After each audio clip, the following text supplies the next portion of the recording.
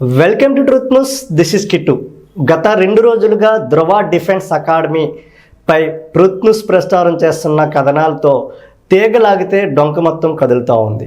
అనకాపల్లి జిల్లా కోటపాడు మండలం లంకవానిపాలెం గ్రామంలో ధృవ డిఫెన్స్ అకాడమీని స్థాపించారు. అయితే ఎటువంటి అనుమతులు లేకుండా ఇంటర్మీడియట్ బోర్డు నుంచి ఎటువంటి అనుమతులు లేకుండానే ధృవ డిఫెన్స్ అకాడమీకి అడ్మిషన్లు చేస్తున్నారు. ఇంటర్లో ప్రవేశాలకి కూడా అనధికారికంగా అడ్మిషన్లు చేస్తున్నారనే అనేక ఆరోపణలు అయితే ధృవ డిఫెన్స్ అకాడమీపై వినిపిస్తున్నాయి. ఈ నేపథ్యంలో నిజాలు తేల్చే ప్రయత్నంలో భాగంగా ట్రూత్ న్యూస్ నిఘా విభాగం జరిపిన పరిశోధనలు అయితే విస్తుపోయే వాస్తవాలు అయితే బయటకు వచ్చాయి.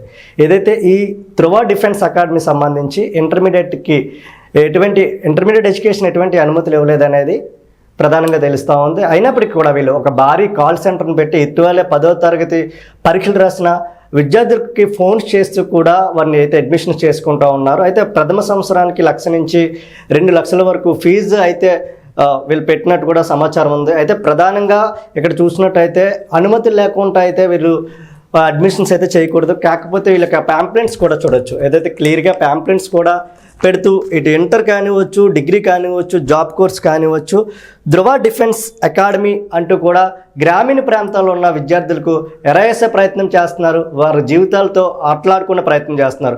ఇప్పుడు మే నెల అడ్మిషన్స్ అన్నీ అయిపోయిన తర్వాత ఖచ్చితంగా ఏదైతే ఒకవేళ వీళ్ళకి అనుమతులు లేకపోతే మరలా వీరిని వేరే కాలేజీకి షిఫ్ట్ చేస్తారు. అంటే అడ్మిషన్స్ అన్నీ జరిగేవి ధృవ డిఫెన్స్ అకాడమీ పేరు మీద తీసుకుంటారు. ఒకవేళ వీళ్ళకి అనుమతులు లేకపోతే ఆ పక్కన ఉన్న లేదా సిటీలో ఉన్న కాలేజెస్ పేరు మీద వాళ్ళ ఇంటర్మీడియట్ ఎడ్యుకేషన్లో జాయిన్ చేస్తారు, పరీక్షలు పంపిస్తారు. అంటే విద్యార్థుల జీవితాలతో కూడా వీళ్ళు ఆటలాడుతున్నారు అనేది కూడా ప్రధానంగా ఆరోపణ అయితే వినిపిస్తుంది. అయితే ఇదిలా ఉంటే ఏదైతే ఈ ధృవ డిఫెన్స్ అకాడమీ భవన యజమానికి సంబంధించి సుమారు పంచాయతీకి చెల్లించవలసిన ట్యాక్స్ కూడా ఎగ్గొట్టినట్టు కూడా సమాచారం ఉంది. అయితే దీనిపై truth news channel panchayat secretary ఎవరిని తీసుకునే ప్రయత్నం చేస్తుంది. అయితే సుమారు 10 లక్షల పైగా ట్యాక్స్ అయితే ఉందని ఎన్నిసార్లు నోటీసులు జారీ చేసినప్పటికీ కూడా పొలిటికల్ ప్రెజర్స్ హెవీగా ఉండడం వల్ల తామేమీ చేయలేకపోతున్నామంటూ కూడా పంచాయతీ కార్యదర్శి లంకవానిపాలెం పంచాయతీ కార్యదర్శి కూడా ట్రూత్ న్యూస్కి ఎవరినైతే ఇచ్చారు. అయితే దానికి సంబంధించి ఏదైతే ఒకప్పుడు ప్రభుత్వ గడ్డ కూడా కబ్జా చేసి వీరు ప్రహరీ గోడ నిర్మించినట్టు కూడా ఆధారాలు అయితే బయటపడతా ఉన్నాయి. ఒకప్పటి దేవాదాయ భూముల్ని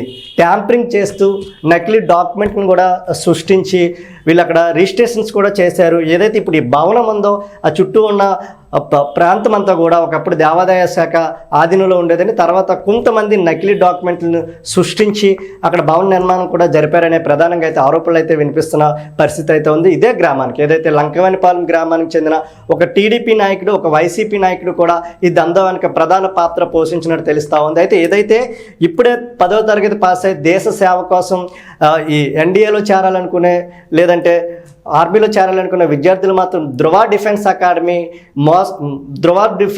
వల్ల పడొద్దంటూ కూడా ట్రూత్ న్యూస్ ద్వారా చెప్తా ఉన్నాం. ఏదైతే మీరు జాయిన్ అయ్యే ముందు ఆ కళాశాలకు అసలు అనుమతులు ఉన్నాయా లేదా, ఎప్పుడు మొదలైంది అనేది కూడా క్షుణ్ణంగా పరిశీలించాలి. తల్లిదండ్రులు కూడా పదే ఫోన్లు చేస్తున్నారని కాకుండా విద్యార్థులు జాయిన్ చేసే సమయంలో ఖచ్చితంగా ఆ కళాశాలకు అనుమతులు ఉన్నాయా లేవా, లేకపోతే ఇంటర్మీడియట్ అనుమతులు ఉన్నాయా లేవనేది కూడా ఒకసారి చెక్ చేసుకోవాల్సిన పరిస్థితి అయితే ఉంది. ఏదైతే ధృవ డిఫెన్స్ అకాడమీ కూడా ఇక్కడ ప్యాంప్లెట్స్ ద్వారా భారీగా అడ్మిషన్లు చేస్తూ ఉంది. ఒక కాల్ సెంటర్ కూడా నిర్వహిస్తూ వీళ్ళు స్కూల్స్ నుంచి ఎవరైతే ఇటీవల 10వ తరగతి పరీక్షలు రాసినారో అదేవిధంగా 10వ తరగతిలో రీసెంట్గానే రిజల్ట్స్ కూడా రావడం జరిగింది.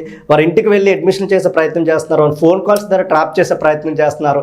ఏదైనప్పటికీ కూడా ధృవ డిఫెన్స్ అకాడమీ వెనకాల అనేక ఆరోపణలు అయితే వస్తూ ఉన్నాయి. ఏదైతే ఒక ప్రభుత్వ భూమిని ట్యాంపరింగ్ చేసి భవనం నిర్మించారని, అదేవిధంగా భవనానికి సంబంధించి పంచాయతీ ట్యాక్స్ లక్షలాది రూపాయలు ఎగ్గొట్టారు. అదేవిధంగా ఏదైతే ఈ గోడ గేట్ నిర్మాణం ఉందో ఒకప్పుడు అది ప్రభుత్వ గడ్డగా ఉండేదని దాన్ని పూర్సాల మట్టితో నింపేసి ఈ గోడ నిర్మాణం కూడా చేశారని అనేక ఆరోపణలు అయితే వస్తూ ఉన్నాయి. అయితే గత 2 రోజులుగా ట్రూత్ న్యూస్ ప్రచారం చేస్తున్న కథనాలతో అయితే ఇటు పంచాయతీ అధికారులు కూడా ఉలిక్కిపడ్డారు. మరొకసారి నోటీసులు ఇచ్చే ప్రయత్నం చేస్తారంటూ కూడా ట్రూత్ న్యూస్కి తెలిపిన పరిస్థితి ఉంది.